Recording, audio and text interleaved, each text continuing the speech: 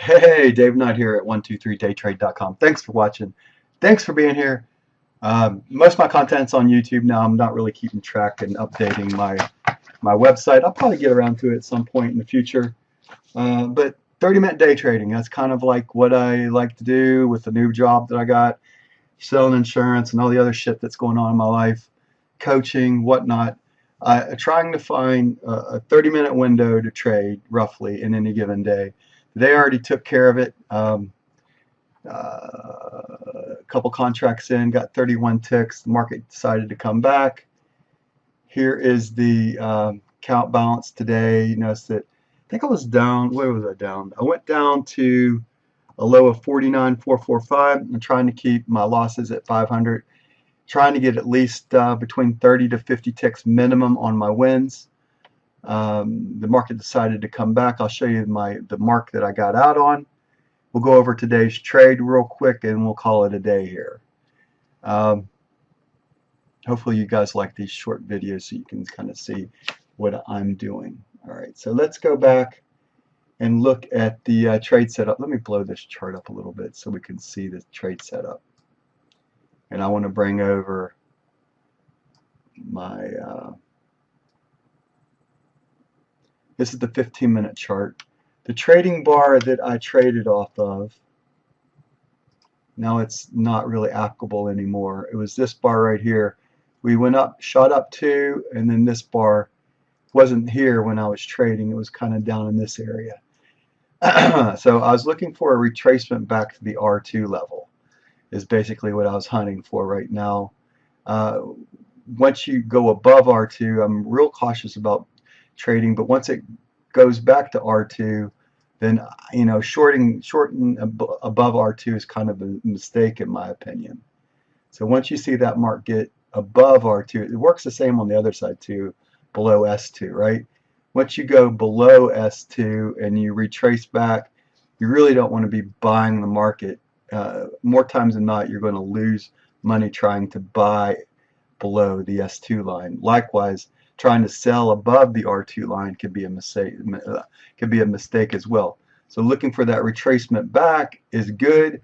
Once it does that retrace, then it's stay away from trying to sell that market. Maybe in the last 30 minutes you can find something between 2 and 230. But here was the trade setup that I used. So now we know what I was looking for. Did we get close to it? Yes, we got close to it. On this R2, it's showing that it didn't reach it. On this R2, it's showing that it does reach it. Now, I don't know the difference between the two. I'm not smart enough to know why one NinjaTrader is showing a different amount than the other. This is the R2 that I'd go with. If you look at this with the spreadsheet is going to tell you the same thing, right? R2's at 75.88. That's the target that I was looking for. It went to 76 and bounced off of it. I closed my trade right at this level right here when the market made this movement up right there, off of bouncing right there. It bounced off this. I got out with the last contract around 76.09, I think is what the contract. So let's look at the trade setup itself. Hopefully you can see it before I even put it on. So this is your decision area up here.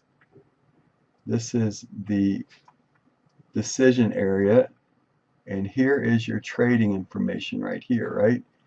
Hopefully you guys can see the setup, right? A 1, a 2, a 3, 1, 2, 3 day trade, right?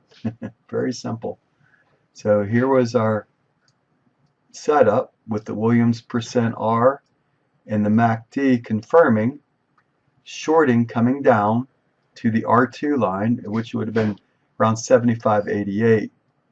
It didn't reach back there. So I guess you could say that you could still take on a trade. This is close enough to the R2 retracement that I'd be real cautious about getting involved with it again.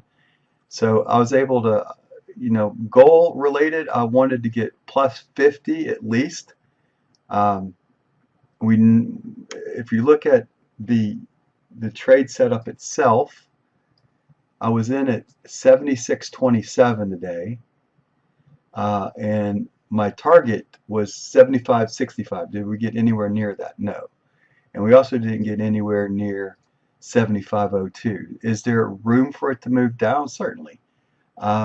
Do I want to take it on since we're trading above R2 right now? Definitely not. You can see where we are right now. We pushed off of that R2 line here that's on my trading charts, and we're moving up. So I should hit the wrong button. Let's go end. So hopefully that makes sense. So let's review the trade setup one more time so you see what I see.